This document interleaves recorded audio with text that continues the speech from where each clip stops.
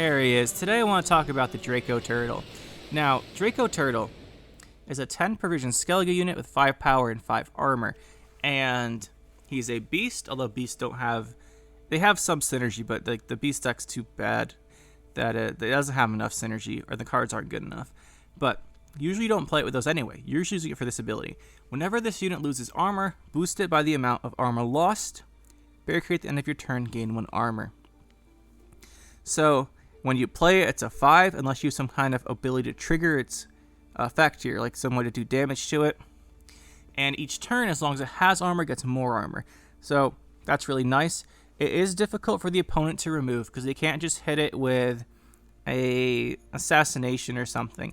That does remove the armor. If they do 6 damage, they'll remove the armor, it'll stop gaining it, but the card will go up to an 11, and it will have... In the assassination case, you block 6 damage because at the end of your turn, get this barricade. He's got 6. They hit it with assassination to stop you gaining more armor. You've absorbed 6 damage, and you get 6 points from the armor going away, which means it would play for 17, and that's really good. So it has uses like that, and you can always damage it with your own stuff. So Mardrome, for example, is a really good one to do with it, because you can damage unit by 3 and then boost by 9. Normally this gives you 6 value. If you cast on something with armor, the armor absorbs the damage, and you get the 9 value. If you cast it on something... Well, if you cast it on Dracoturtle, that 3 damage removes 3 armor, and that boosts the Dracoturtle by 3, and then you get this extra 9, so boost it by 12. So Mardrome on Dracoturtle is quite good. It's better than it is on Armored Drakkar, but it's the same idea. And the Mardrome can be made by the Battle Trance Leader ability, so that's a pretty... And when I do see Dracoturtle, I very, very rarely see Dracoturtle. And I don't think I have since Renfrey came out. But when you did see it, it was usually a combination with Battle Trance and Mardrome. In the past, you saw him more, but there are other synergies with him. So any of the self-damage stuff, you can put your last 5 Versatile Ritual charges into this guy, although I wouldn't recommend that. The Battle Trance is probably better if you're going to go for that and use like the leader power on it. But some cards are actually quite good with it. I don't name them all because there's actually quite a few self-damage cards in Skellige, since this is a Skellige unit. But the best one to combo it with is the Svalbard Priest. There he is. So at the end of your turn, damage the unit to the right by 1 and boost self by 2. Best of the bronzes, I should have said. Now, what you do is you put this next to your Dracoturtle, a lot like you do with Armored Drakkar. So Armored Drakkar, you put it next to it, the armor blocks damage, and then every 2 turns when the armor goes away, you get an extra boost on your Drakkar. 2, if you have Bloodthirst, which is something that I always forget about. But if you put on extra Dracoturtle, you get that point every turn, because every turn that damage is hitting the armor, and every turn the Dracoturtle is regenerating that armor with its barricade effect. So this is a good card to combo with it. There are other ones. A lot of the self-damage stuff's good. Like you could play Raging Bear and damage it, which is also a beast, but it would be nice if there was some kind of beast synergy, because it seems like the beast, like even Seagull is a beast, and it seems like they kind of want to do damage themselves, but they don't have really the effects to make a whole deck out of it. And as far as some other cards, now those are the ways you can damage. There's other cards that damage yourself. They're all fine for this. There is one card in particular that combos incredibly well with Dracoturtle, and we would not be doing justice unless we mentioned Iris Shade, who may have gotten buffed to 9 provisions, and I forgot about it, so we're going to search her name real quick. Iris Shade's been buffed to 7. Well, that's a change since when she came out. I think she was a 10 originally. Anyway, she combos very, very well with Dracoturtle. As you deploy, remove a unit's armor and boost self by that amount. So you play your Dracoturtle, and the opponent doesn't do anything, and it like sits there for, say, 7 turns. You've got like a 12 armor Dracoturtle. You play Iris Shade, remove that 12 armor. Iris Shade becomes a 17. The Dracoturtle gets 12 for the armor being removed, and he becomes a 17. All of a sudden, you got 34 point play. Well, 5 points is already out from the Dracoturtle, but overall, you get like plus 29, which is really good. But the thing is, people expect this, and if you don't have a target for Iris Shade other than Dracoturtle, it can be a kind of awkward effect. Like if you see Dracoturtle, people think of Iris Shade, which comes to one of the weaknesses of Dracoturtle, and that is going to be a lock. So Dracoturtle his effect is really good. It is very notable that he's hard to remove with damage, because if you're putting damage into him, he's getting basically all the value they want anyway. But if the opponent's going to run a lock card, they can just lock Dracoturtle's ability. When they do that, it becomes pretty useless, right? Because you just got 5 with 5 armor. It doesn't do anything. You can still remove the armor like you would in Mardrome. You won't get the extra effect from his effect. You'll still get the armor blocking damage and stuff. So it's not the worst thing. But honestly, it's pretty bad, especially making a deck around it. So that is the one thing to mention here. Locks are his weakness. As are, well, not as much, but Heatwave is as well. But Heatwave's a pretty big card to play on a Dracoturtle unless your deck's around it. It shouldn't like ruin the game for you, but you can make a deck around Dracoturtle. And this is a very interesting one because if you look at armor, the cards with armor, there are, well, there's like mainly one that gives you more armor. Technically, Wagon does, and so does Iron Falcon Troubadour, but not really the best. The one we're thinking of here, if we go to the neutral, is the Wagenberg. So at the end of your turn, it's got Barricade, give 1 armor to adjacent units. If you put this next to Dracoturtle, even better if you put 2 next to Dracoturtle, you can get like 2 or 3 armor a turn. I'm not saying this is good, I'm just saying that there are ways to combo Dracoturtle into making a deck around it. So if you do this, you can give him like 2 or 3 armor a turn. So he gets like 15 or 20 armor and you remove it with Iris Shade. It's really big. But the problem is this is a 3 with 3 armor. The nice thing about having the armor is it makes him lose value by damaging it. The bad thing is that then the barricade's gone. So the Mantlet, by the way, can also give armor, and there's plenty of ways you can do it. You got the Armory. Technically, you could swap its power with Voldemort onto Everick, but that's even more meme-ish than trying to do it with Iris Shade. And you can always have the Armory carryover do it. So that's just worth mentioning that there are options with Iris Shade and such, and you can make a deck based around this armor gain. Mantlet's not bad either, but that's just one to deploy, so the Wagenberg's better for this.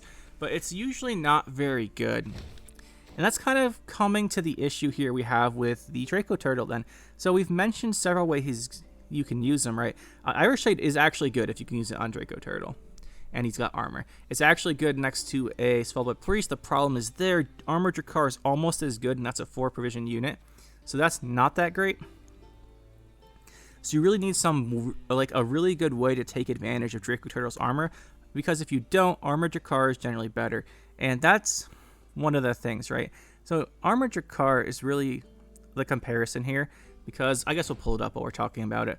It is a 4 provision bronze, and it has Expose, boost self by 1, which is similar-ish to the Dracoturtle. The idea is the same. You use this armor to self-damage, you gain value, and then you gain more armor. In this case, once you have no armor, you gain it back on the Drakkar. Dracoturtles is at the end of the turn, you've got the Barricade. And then you get extra value from, in this case, you get +1 or Bloodthirst +2. It's very similar to Dracoturtle, which is kind of to Dracoturtle's detriment. So, in any time you really want to use Dracoturtle, the only case you can really make Dracoturtle worth running over Drakkars is Iris Shade, at least in my opinion. Iris Shade, because you can do the same thing with the Mardrome and the Leader as you can on Drakkar, or on Drakkar as you can on Dracoturtle. You don't get quite as many points, because you do actually do 1 extra damage through the armor, because it's going to have 2 armor usually when you do it. And you don't get the Dracoturtle passive ability.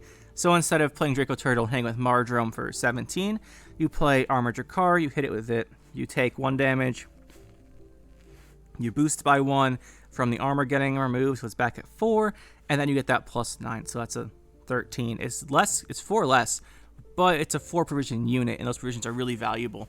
So that's kind of the comparison here. It is also worth mentioning, by the way, before we go talking to changes we could make Dracoturtle, or ways we can use them, because Iris Shade seems to be the only way.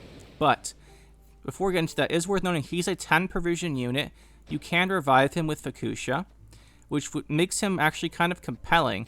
If they ever do make any changes to Dracoturtle, it makes him viable, and you want to make a deck around him, you can use Fuchsia to revive him. You can always Synchro Fist right back the Dracoturtle as well. With the Synchro Fist right here, you can do that.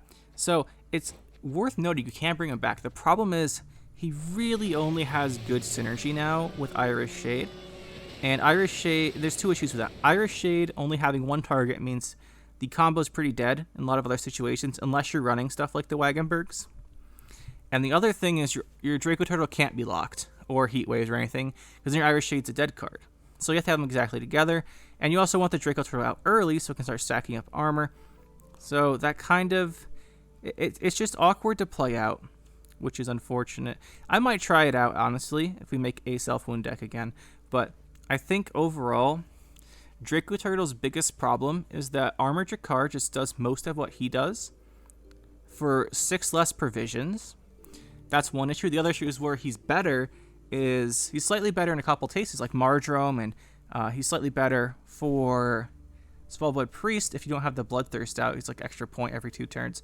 But Armored Drakkar just generally does his job better of absorbing your damage. And there's even Chursek Veteran as well, which we should mention.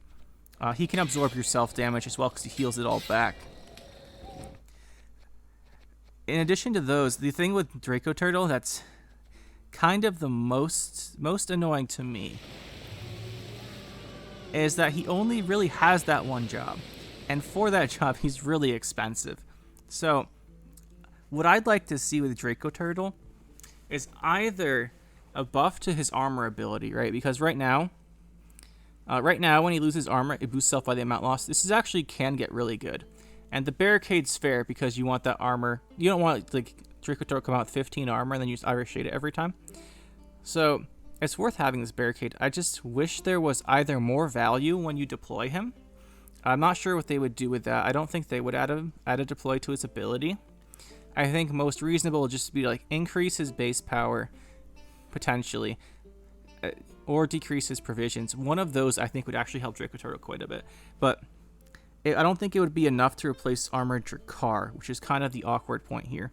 So there's two things I would mention here that I think they will actually maybe consider. One is Beast Synergy. So if they do rework a lot of the Beast cards, because we know they've been working on fixing archetypes, right? They've been fixing up the archetypes lately. They did Dwarves a while back, made them too strong. They've buffed Harmony, they buffed Knights, they buffed a lot of these underused archetypes. One that hasn't gotten attention yet, though, Pirates as well, is Beast Skellige. And I think at some point they will do something with Beast Skellige. And if we look at the Beast cards, there are several that do damage to your own guys. Well, several, there's at least a few. There's your Raging Bear. German Berserker does damage to himself before he turns into that bear abomination. The little half-roos do damage to themselves. You can damage yourself with Seagull. Like, there are ways to make use of doing damage to yourself. Olaf is a beast. You damage him, and then you can Heim him. You can you can restore him. All kinds of stuff like that. So there is synergy within beasts for self-damage. So one of the ways that I actually suspect is most likely is that they'll work him better into the beasts, either by making beasts have more synergy with self-damage, or just changing some of the beasts to do self-damage, and then you have the benefit of this being a beast, and as well as interacting with that. And the other way I see them maybe changing Dracoturtle, I like making him work with beasts best, by the way, of all the options they could do. I think that'd be the coolest.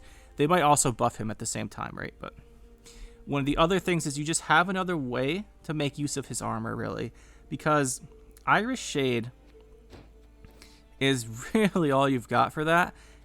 And he's a cool card, and the effect's interesting. And self-damage is a pretty interesting way to play the game. So I'd like to see some changes to Dracoturtle. Let me know what you guys think. Do you like Dracoturtle? Did I miss a way you can use him? Should we change him in a different way? Should we just leave him how he is? What do you guys think? Let me know, and we'll see you next time with a different card.